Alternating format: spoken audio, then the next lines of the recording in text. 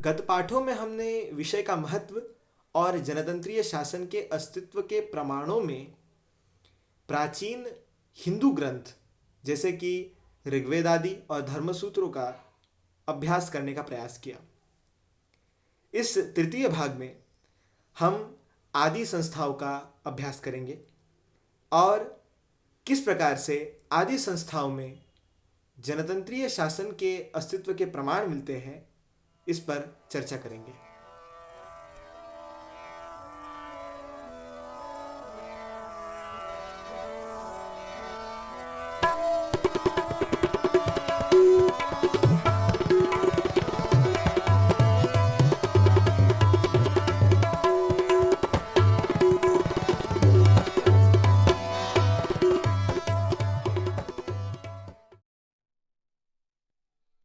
मानव का उत्थान कहां से और किस प्रकार आरंभ हुआ, यह विषय ऐतिहासिक क्षेत्र से बाहर है, क्योंकि इतिहास इससे हजारों वर्ष बाद आरंभ होता है। इसलिए इस विषय में सभी विद्वानों ने अनुमान और कल्पना से काम लिया है। मार्क्स इस उत्थान का मूल अर्थ को मानता है, रूसो इच्छा को मानता है और भारतीय दर्शन इसका मूल धर्म, अर्थ और काम, इन तीनों को मानते हैं। महाभारत के शांति पर्व में 59 से 29 के बीच में एक श्लोक आता है, यत् धर्मस्तथैर्वार्थः कामश्चैवाभिवर्णितः त्रिवर्ग इति विख्यातो गणेश स्वयंभुवा। इससे स्पष्ट होता है कि भारतीय दर्शन न तो मार्क्स के अर्थवाद का विरोध करता है और न रूसो के इच्छावाद का, परंतु वह इनका महत्व जो है वो आंशिक मानता है। महाभारत के अनुसार धर्म, अर्थ, काम में धर्म का महत्व उच्चतम है। कौटिल्य अर्थ का महत्व सर्वोच्च मानता है, परंतु सोमदेव सूरी ने दोनों मतों का समन्वय बड़े अच्छे ढंग से किया है। उनके नीति वाक्यामृत में वो संस्कृत शब्दों में कहते हैं कि धर्मार्थ कामानाम युगपत् समवाये पूर्व गरियान काल सहत्वे पुनरर्थ एव धर्म कामयोर अर्थ मूलत्वात्। वो कहते हैं कि धर्म, अर्थ और काम में धर्म का महत्व सर्वाधिक है और अर्थ का महत्व धर्म से कम परंतु काम से अधिक है। परंतु यदि व्यक्ति की परिस्थितियां तीनों की साधना के लिए पर्याप्त समय न दे सके तो केवल अर्थ यानी द्रव्य की ही साधना करनी चाहिए, क्योंकि धर्म और काम दोनों का मूल अर्थ ही है। अर्थवाद के अनुसार मानव का उत्थान अर्थ और उसके उत्पादन के साधनों से आरंभ होता है।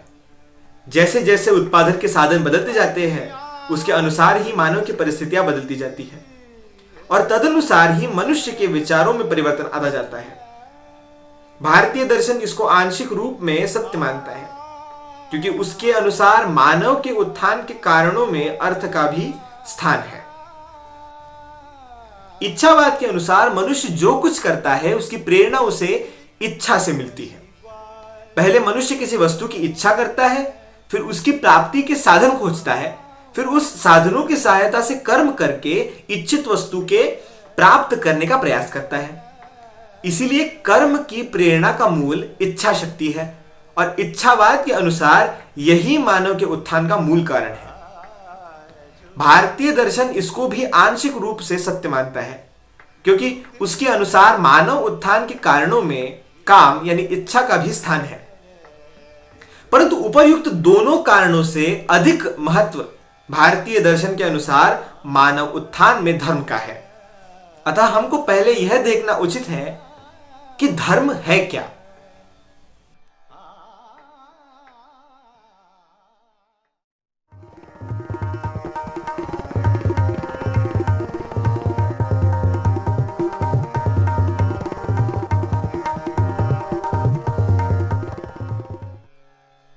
सर्वप्रथम मनुष्य के हृदय में कोई इच्छा उत्पन्न होती है।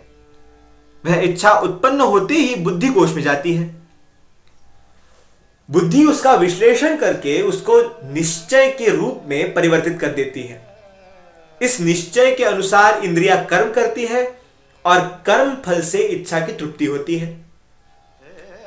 इस प्रकार मनुष्य का प्रत्येक कार्य मन से आरंभ होकर मन ही पर समाप्त हो जाता है। मन, बुद्धि और इंद्रिया ये तीनों मिलकर प्रत्येक कार्य को पूर्ण करती है। मन से काम यानी इच्छा, बुद्धि से निश्चय और इंद्रियों से अर्थ की उत्पत्ति होती है। बुद्धि बहुत सी इच्छाओं को दबा देती है और केवल उन्हीं इच्छाओं की पूर्ति के लिए इंद्रियों को प्रेरित करती है जिनको वह उचित समझती है। बिना बुद्धि की प्रेरणा के इंद्रिया कर्म विशेष में अग्रसर नहीं होती। इसी कारण मानव कृत्य में बुद्धि का महत्व अधिक माना जाता है।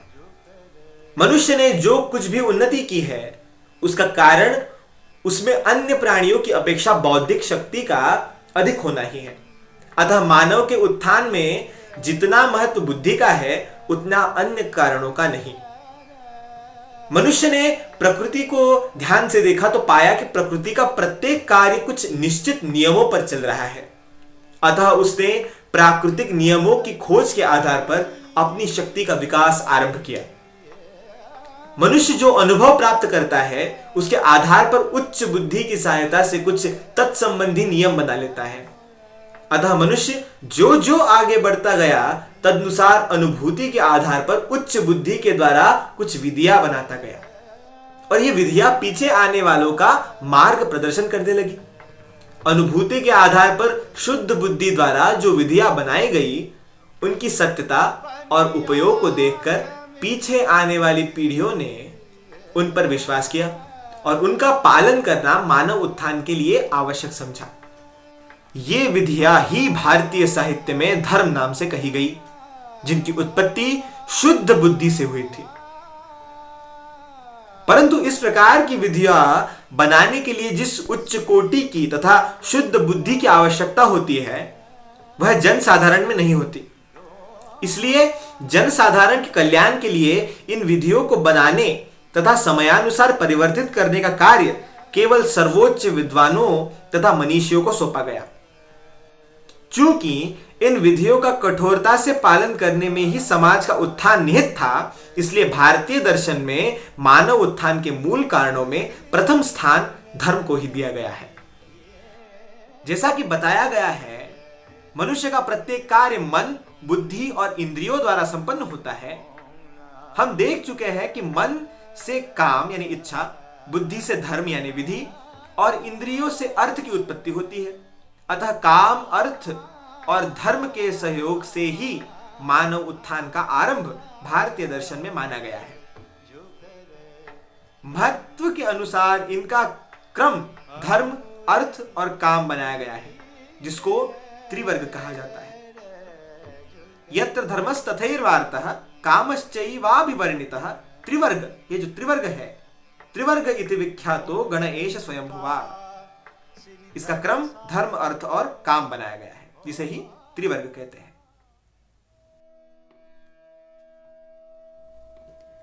इस वीडियो श्रृंखला के प्रकरण अ में हम मानव शक्तियों के विकास की आरंभिक अवस्था का चित्र देखेंगे।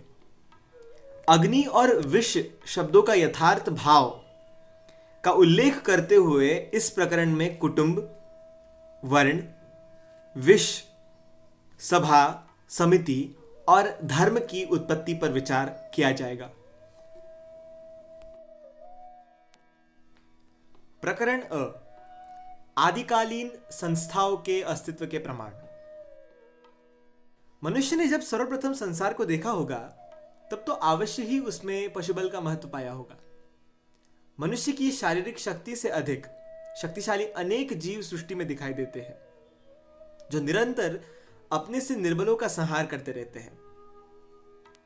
यह देखकर मनुष्य का ध्यान शक्ति के महत्व की ओर गया होगा। उसने अपनी शक्तियों पर विशेष चिंतन किया और अपने में बौद्धिक शक्ति अन्य प्राणियों से अधिक पाई। अतः अपनी बौद्धिक शक्ति के विकास और उपयोग की ओर उसका ध्यान गया। उसने चिंतन किया और सूर्य के प्रकाश को अपनी जीवन शक्ति का विशेष आधार समझा। सर्वप्रथम सूर्य के रूप में उसको अग्नि के दर्शन हुए।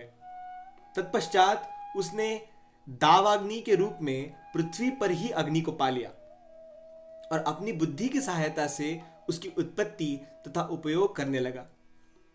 उसके विचार में अग्नि की शक्ति और उसका महत्व अत्याधिक प्रतीत हुए और वह अग्नि की शक्ति को अपनी शक्ति से उच्चतर मानकर उसको श्रद्धा की दृष्टि से देखने लगा। इसीलिए वेद का आरंभ अग्नि और उसकी प्रशंसा से होता है। ऋग्वेद का सबसे पहला श्लोक अग्निमीळे पुरोहितम यज्ञस्य देव मृत्विजम होता आरम रत्नधातमम इसी वस्तुस्थिति को दर्शाता है। अग्नि की शक्ति के खोजने के पश्चात मनुष्य ने प्रकृति के अन्य तत्वों पर भी ध्यान दिया और जल, वायु, विद्युत आदि में भी महान शक्तियों का अवलोकन किया। मानव उत्थान में इन शक्तियों का विशेष महत्व जानकर इनको वरुण, वायु, इंद्र आदि अनेक नाम देकर मनुष्य इन शक्तियों में श्रद्धा और विश्वास रखने लगा। प्रकृति के सभी कार्य विधिवत होते देखकर उसे उनमें विधि की प्रधानता का बोध हुआ। इसीलिए वेदों में विभिन्न स्थान पर ब्रह्म शब्द विधि अथवा मंत्र और ब्रह्मा शब्द विधि का ज्ञान रखने वाले विधिवेत्ता के अर्थों में प्रयुक्त हुआ है। यह वस्तुस्थिति हमें श्री रामधारी सिंह दिनकर कृत संस्कृति के 4 अध्याय के पृष्ठ 84 पे भी दिखती है। मनुष्य स्वभावतः सामाजिक प्राणी है, अतः वह रक्त संबंध के कारण कुटुंब को ही अपनी सर्वप्रथम संस्था बनाकर रहने लगा। परंतु उस समय उसके सामने भोजन की समस्या न थी। यदि मान भी लिया जाए कि वह आरंभ से ही मांसाहारी था, तब भी बंदरों की भांति वह फलाहार भी अवश्य करता होगा और बंदरों की भांति उसमें आरंभ से ही इतनी स्वाभाविक बुद्धि भी होगी कि वह खाने योग्य फलों को चुन सके। जनसंख्या कम रहने और जंगलों की अधिकता के कारण उसको पर्याप्त फलों की उपलब्धि में कठिनाई नहीं होगी। इसलिए आरंभ में उसके सामने आर्थिक समस्याएं न थी, परंतु मनुष्य से बलवान अनेक पशु होने के कारण अपनी रक्षा का प्रश्न उसके सम्मुख अवश्य उपस्थित हुआ और वह गृह बनाकर रहने लगा। अपने अनुभव और अवस्था के कारण वयोवृद्ध पिता ने गृहपति का पद ग्रहण किया।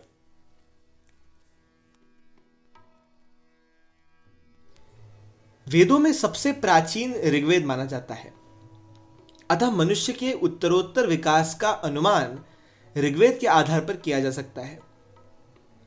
ऋग्वेद के प्रथम मंडल से ही विदित होता है कि यज्ञ करने के लिए बहुत से मनुष्य एकत्रित हुआ करते थे, उद्गाता गान करते थे, स्तोता स्तुति करते थे और अन्य ब्राह्मण उनको आदेश देते थे।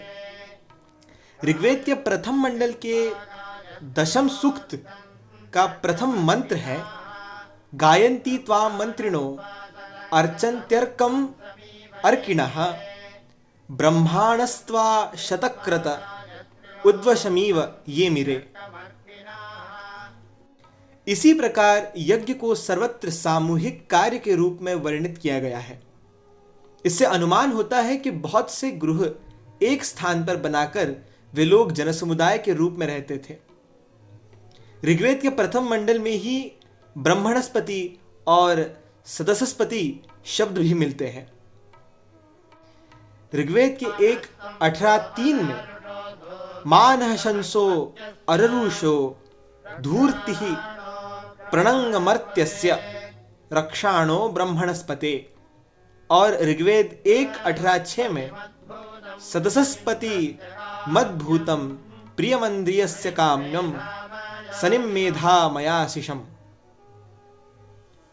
इससे विदित होता है कि वे लोग सभा के रूप में भी एकत्र होते थे और विद्वानों के नेता तथा सभापति की भी नियुक्ति होती थी। ऋग्वेद प्रथम मंडल में ही हमको विष्पति शब्द भी मिलता है, जो कि अग्नि के लिए प्रयुक्त हुआ है। त्वामग्ने प्रथम मा पुरायुषे देवा अकृण्वन्नहु शस्य विष्पतिम। इस मंत्र में कहा गया है कि अग्नि, हे अग्नि, आपको देवताओं ने मनुष्य के हित के लिए प्रथम मनुष्य रूप में विष्पति बनाया। इस कथन को समझने के लिए अग्नि और विष शब्द को भली प्रकार समझने की आवश्यकता है।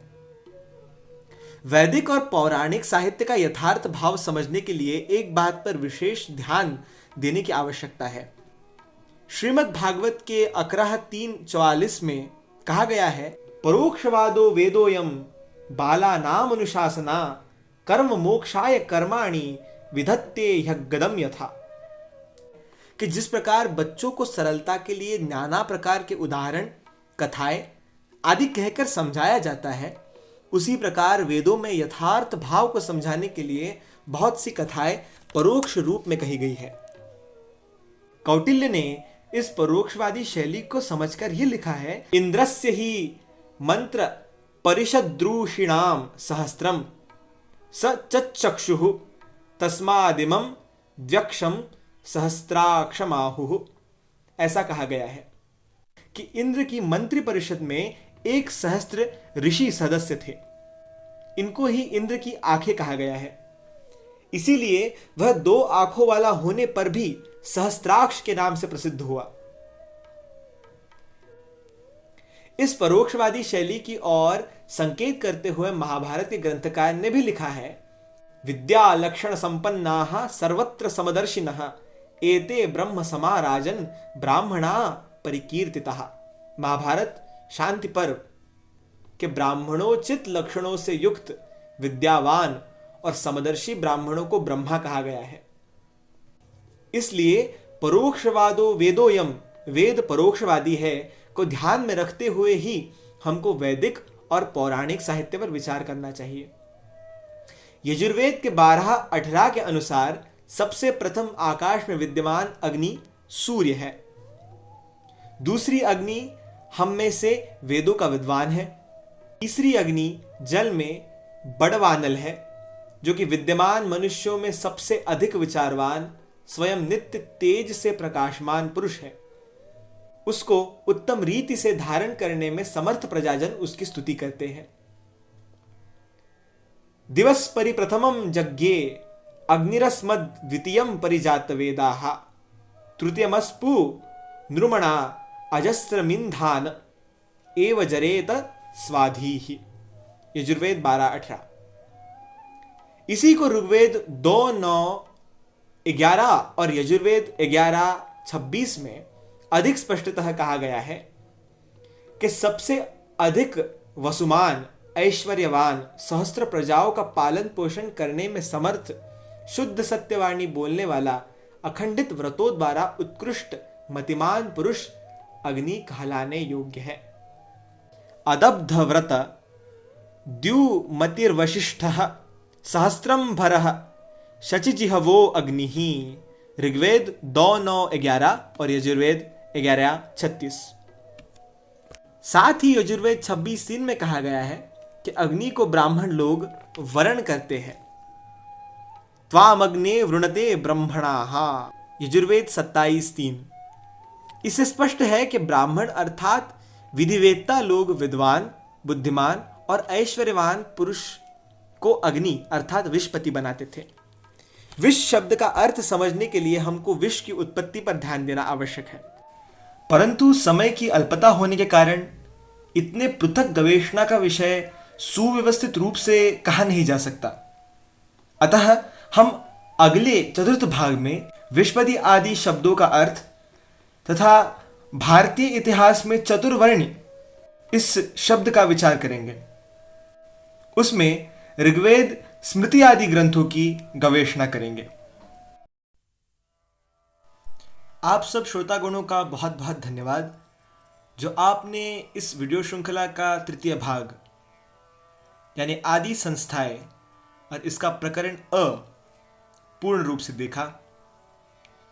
अगले चतुर्थ भाग में हम विषपति आदि शब्दों का अर्थ समझेंगे तथा प्राचीन भारतीय ग्रंथों में और लौकिक परिस्थितियों में चातुर्वर्ण्य इस शब्द का क्या अर्थ था, इस पर पृथक गवेषणा करेंगे।